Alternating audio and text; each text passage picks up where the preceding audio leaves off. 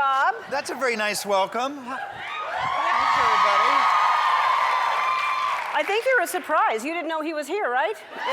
All right. You were a surprise, so they're very happy. I like that. It's good to see you. I was going to come visit you this weekend. Cheryl said, yeah, we're just hanging out at the house, and I wanted to come see how my car is.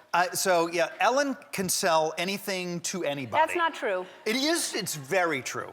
I was working out in my gym in my house, and Cheryl and Ellen were playing, I think, tennis, and the next thing you know, I own Ellen's Porsche. Yeah, I don't know how it was the most expensive ride I've ever had on my Peloton.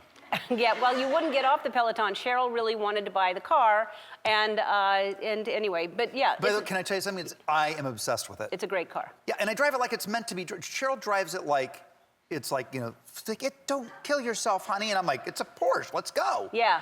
Yeah. So Johnny is, first of all, he's writing for Ryan Murphy.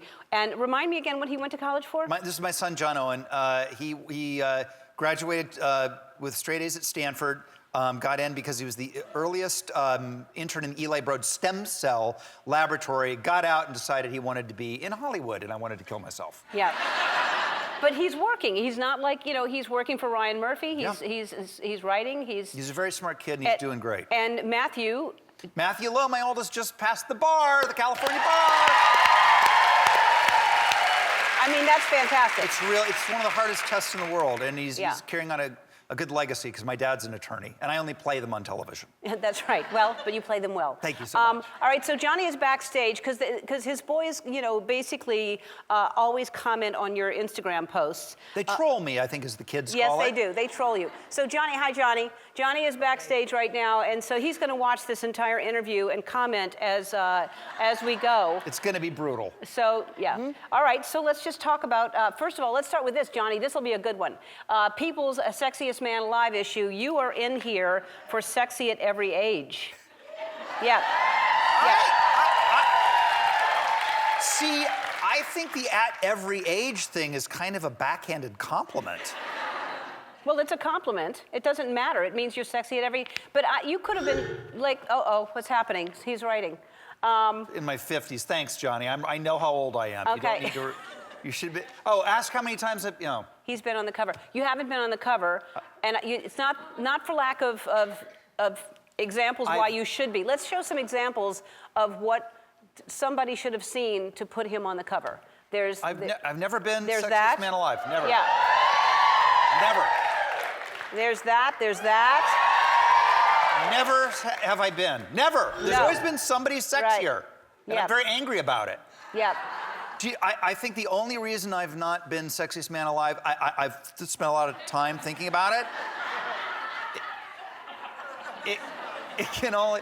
I blame Russian collusion, honestly. That's what I blame. Yeah, That's because there's no reason why not. No, this election I should have won. All right. Clearly. So... Here Come we on. go. That's my little sweet doe. Look at you being in an uncomfortable position to make your dog. Yep.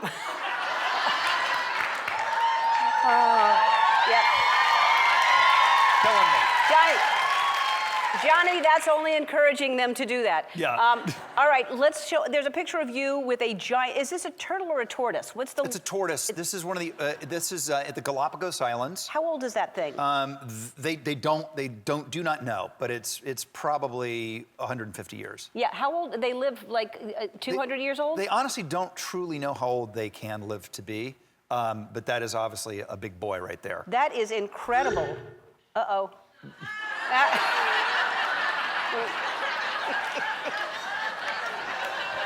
All right. I mean. All right. What are you gonna do? I don't know. Let's change the subject. Let's talk about the holidays. Is the house their house is so lovely and it's so cozy for the holidays. Have you started decorating? Well, you know, I have an obsession, and you know me, like the house. I'm not really involved in the house. I live in the house. I love the house, but that's Cheryl's domain. But when it comes to the Christmas tree, I am all over it. I'm obsessed with it drying out too soon. We can... Like, that's my... What's his...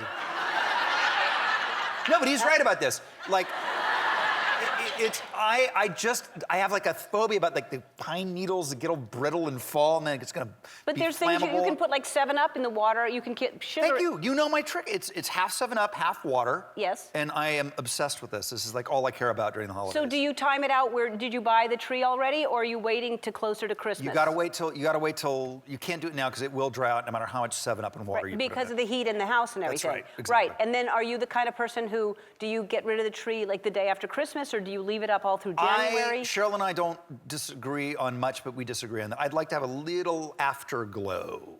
Uh-huh. She literally has that tree out of the house by lunch on Christmas Day. I understand. I don't understand people who put it up too soon and keep it too long. I think No.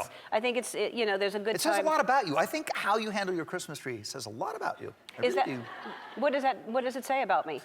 Well, how do you handle yours? What? How do I handle my tree? Yes. That is none of your business how I handle it. We have to take a break. More with Rob after this.